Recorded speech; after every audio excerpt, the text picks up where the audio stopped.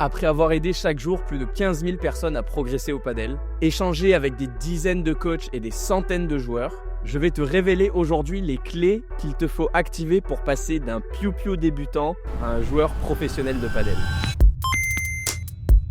En général, quand tu es niveau 1, tu découvres que le padel est un sport de raquette et non un sport aquatique. T'as jamais fait de sport de raquette de ta vie, t'as du mal à tenir l'échange et tu connais pas forcément les règles. Donc pour passer au niveau supérieur, tu vas devoir te concentrer sur les bases. En premier, je te conseille d'apprendre les règles du padel. Ça va t'aider à te donner un cadre. Avoir une bonne prise de raquette. En général, au début, on conseille la prise continentale. Elle permet d'avoir un plan de frappe égal que ce soit en coup droit ou en revers, donc c'est idéal pour débuter. Apprendre les coups de base. Coup droit, revers, service. Attention à ne pas faire de trop grandes préparations et de trop grands gestes. L'astuce du jour, c'est de faire des toutes petites préparations. Ça te procurera beaucoup plus de contrôle et te permettra d'être beaucoup moins pris de court. Une fois que tu sais tenir un petit échange de 3-4 balles consécutives sans faute, le problème c'est que ton placement est chaotique, tu contrôles pas encore tes coups et tu as tendance à vraiment fuir l'utilisation des vitres. Pour comprendre les mécanismes de base du padel, tu vas donc travailler 3 axes principaux. Le premier, c'est de connaître tes 2 positions d'attente principales sur le terrain. En défense, la position d'attente idéale est la maison. C'est l'intersection des 2 vitres du fond. De cette position, tu pourras défendre n'importe quel coup de l'adversaire.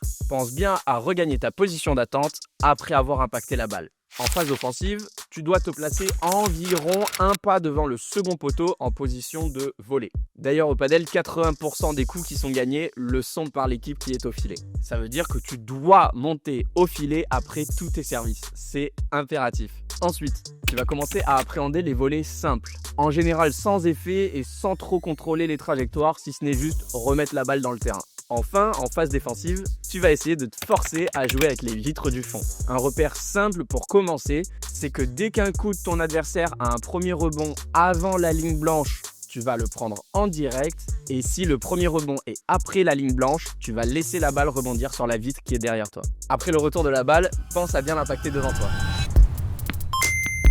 L'équipe, juste avant de retrouver mon témoignage sur le niveau professionnel dans quelques minutes, je voulais vous parler de Just Paddle Experience. Je pense qu'à partir du niveau 3, ça peut être vraiment hyper kiffant et hyper intéressant si vous souhaitez vraiment progresser dans votre paddle, de venir faire un stage en Espagne. J'organise des stages du côté de Barcelone avec mes entraîneurs personnels. Voilà, donc si vous voulez vraiment progresser, c'est des coachs qui ont plus de 20 ans d'expérience, qui entraînent plusieurs joueurs professionnels notamment. Ils sont hyper compétents sur tous les niveaux, que vous soyez seul, en binôme, en groupe, que vous vouliez venir une journée ou une semaine. Voilà, on s'adapte à toutes les demandes. N'hésitez pas à nous écrire par mail ou par WhatsApp. Le numéro et le mail est dans la description et je vous souhaite une très bonne vidéo. Une fois que tu commences à être plus régulier, que tu fais quelques défenses avec la vitre du fond et que tu arrives à voler en contrôlant la balle, on peut dire que tu es niveau 3. Mais tu vas rencontrer de nouvelles difficultés, sinon c'est pas drôle, bah ouais. Bien souvent, tes lobes vont être inconstants ou effectués par défaut. Tu vas donner des points bêtement à tes adversaires depuis le fond de la piste. Et à vrai dire, tu maîtrises aucun coup de conservation du filet quand tu reçois un lob adverse. Et du coup, le problème, c'est que ça va donner des balles faciles à tes adversaires. Alors, il y a plusieurs éléments qui sont essentiels à intégrer pour passer niveau 4. Et le premier, c'est de comprendre que le padel est un sport de faute collective et non un sport de coups d'éclat individuel. Jusqu'au niveau 7, je peux t'assurer que celui qui gagnera le match, c'est l'équipe qui aura fait le moins de fautes directes dans la partie. Le vrai padel est un sport de patience, où on prend le temps de construire le point étape par étape, en jouant à chaque fois un coup qui devrait nous permettre de jouer un prochain coup un peu plus facile, jusqu'à se procurer la balle de finition. Intègre vraiment cette vision et cette mentalité à ton jeu, et je te garantis que ton niveau va décupler en quelques séances. Pour moi, nous avons une grosse lacune en France, et elle est responsable d'énormément d'erreurs bêtes. Si tes lobes sont irréguliers ou que tu fais des fautes du fond du terrain, c'est tout simplement que tu n'es pas à l'aise en défense et que tu tentes l'impossible. Il me paraît donc essentiel de mettre l'accent sur ton travail défensif.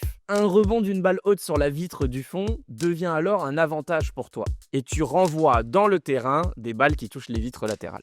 Ensuite, pour passer niveau 4, tu dois développer au moins un bon coup de conservation du filet quand tu reçois un lob adverse. C'est ce qui te permettra de garder l'avantage sur tes jeux de service puisque tu pars déjà d'une position offensive à la volée. Pour débuter, on va préconiser la bandeja puisque c'est un coup beaucoup plus tolérant que la vibora car la zone d'impact et donc la marge d'erreur est plus large. Last but not least, si tu veux passer niveau 4, le système de coulisses ne doit plus avoir aucun secret pour toi et tous les déplacements avec ton binôme doivent être 100% cohérents et fluides.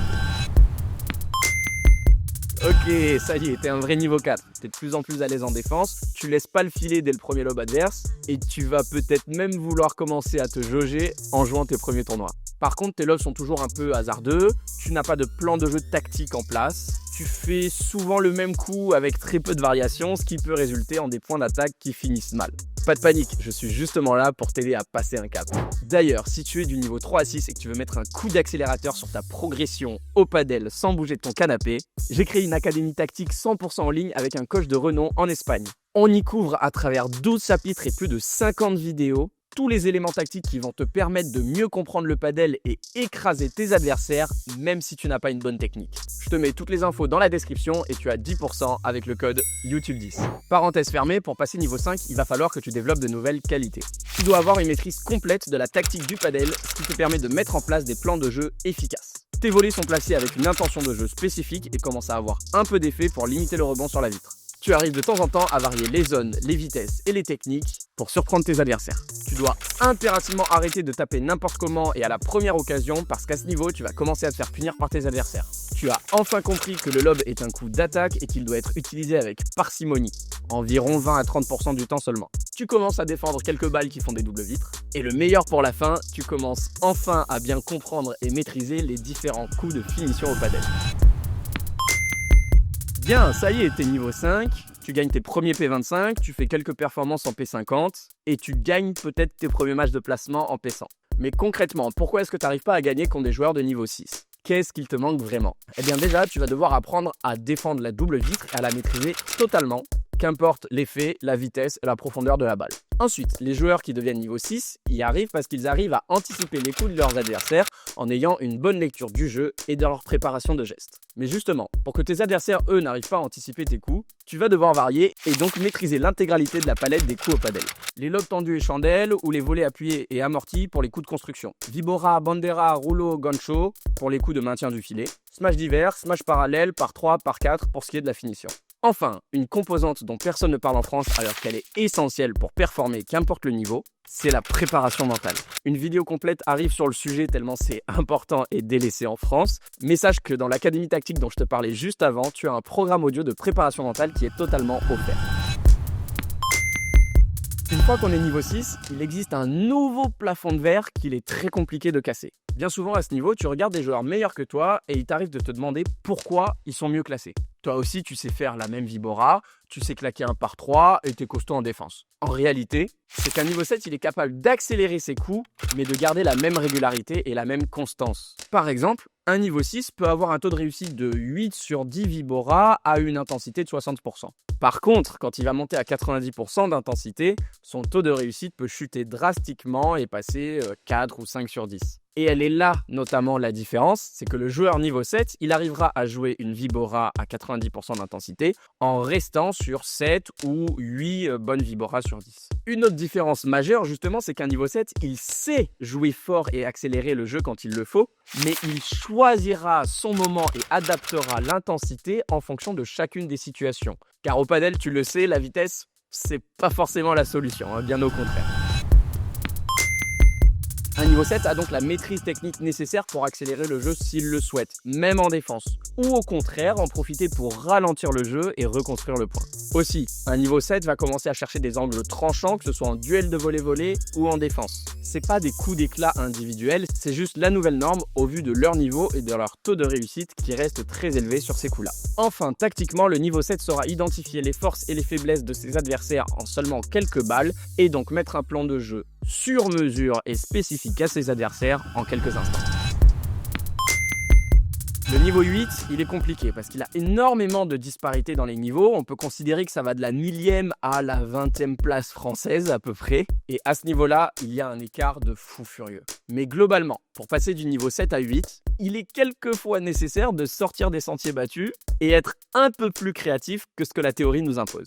Il commence à y avoir aussi un vrai écart mentalement et physiquement, et bien souvent, c'est ce qui fait la différence dans les moments les plus importants. Donc si tu es niveau 7 et que tu veux passer un cap, globalement, tu dois travailler sur une intelligence de jeu ultra développée.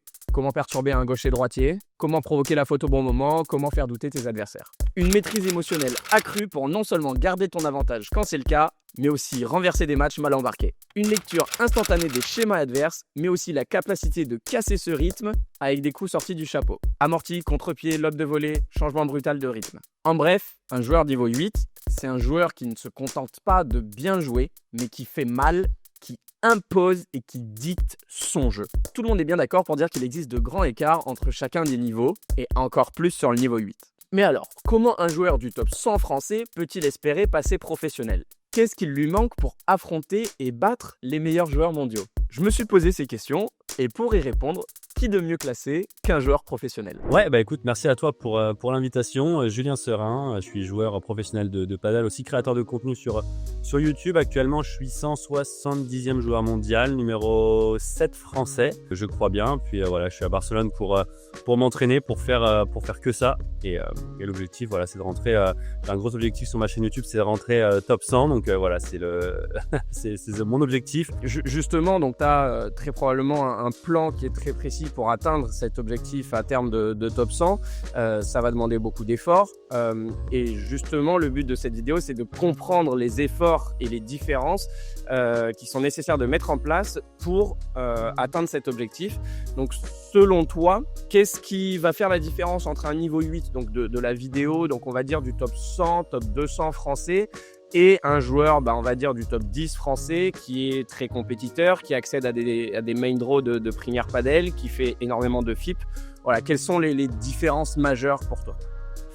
Pour moi, déjà, il y a plusieurs steps, on va dire. Maintenant, quand je joue contre des joueurs qui sont entre 50 et top 100 français, tu vois, pour moi, déjà, la plus grosse différence, c'est le nombre de... C'est tout bête, hein, mais ça va jusqu'à un niveau beaucoup plus bas, mais c'est le nombre de fautes directes. Là, quand je vois des mecs venir s'entraîner, même sur Barcelone et tout, en fait, ça fait énormément de fautes, quoi. Vraiment, il y a beaucoup de fautes. Et moi, je me rends compte que quand même, ce que j'ai appris en Espagne, c'est redouter la faute, tu vois, un maximum. Vraiment pas m'autoriser à rater. C'est vraiment ultra important d'avoir cette mentalité de ne pas s'autoriser de temps en temps à faire un coup un peu qu'on va juger exceptionnel, mais beaucoup trop risqué. Voilà, ça, c'est un premier truc.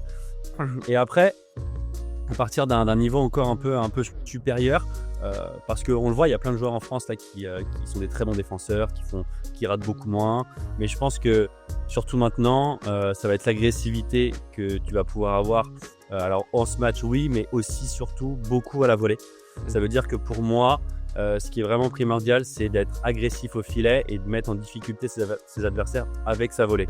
C'est ce qui va te permettre d'avoir une volée encore plus simple après et d'avoir surtout des lobes plus courts pour terminer le point. Moi, je sais que quand je suis en face de quelqu'un qui a par exemple une volée qui va être un peu flottante en coup droit ou en revers, mentalement, je suis beaucoup plus tranquille et je me dis ok, quoi qu'il arrive, j'aurai une porte de sortie sur sa volée de revers par exemple, et on va être tranquille pour ensuite pouvoir relober et bien reprendre le filet quand on est en difficulté. Donc ça, c'est hyper important.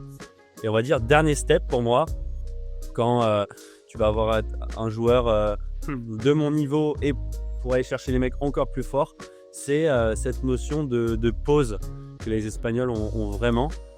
Ils appellent ça la pausa. C'est en fait le fait de... Alors, c'est pas vraiment une pause, hein, mais c'est le fait de ralentir sa préparation dans n'importe quel coup. Alors, notamment en défense, mais les tout meilleurs arrivent à le faire sur vraiment presque tous les coups du paddle. Donc, préparer très tôt, faire une mini pause, en tout cas un ralentissement du geste pour ensuite, au dernier moment, décider de où je vais envoyer ma balle. Et avec la même préparation, par exemple en défense, pouvoir faire une chiquita, un lob, jouer vite, jouer fort au corps. Enfin bref, pouvoir tout faire avec la même préparation. Et c'est ce petit moment de pause qui va un peu feinter l'adversaire. L'adversaire va pas savoir où tu vas envoyer la balle. Et le fait de pas savoir où la balle va arriver, c'est ce qui fait pour moi toute la différence. Mais on s'en rend, je pense, pas trop compte quand on regarde les meilleurs joueurs mondiaux, quand on n'est pas trop à ce niveau-là à réfléchir à cette notion de pause. Mais moi, par exemple, quand je regarde là, les Lebron, les Tapia, tout ça, avant chaque frappe, tu ne sais pas où ils vont jouer. Et ça fait toute la différence en fait, parce que quand tu t'attends à un coup, tu tu Ta commences ta réponse. préparation. Ouais, tu ouvres déjà ta hanche, tu peux déjà commencer à reculer si t'anticipes le lob. Ouais, si tu as un mec qui fait toujours une plus grande préparation quand il va lober, bah voilà, tu le sais, à partir du moment où il commence sa préparation, tu fais un pas en arrière. Recule. Ouais. Et juste le fait de faire ce pas en arrière, ça va te permettre de faire un smash beaucoup plus efficace. Si tu sais pas ce qu'il va faire, si avec la même préparation il peut te faire un chiquita ou un lob, tu vas pas pouvoir anticiper.